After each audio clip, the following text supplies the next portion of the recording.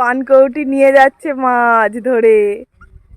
নে খেয়ে নে সব খেয়ে নে সরকারি পুকুর, সব মাছ খেয়ে নে, সব মাছ খেয়ে নে।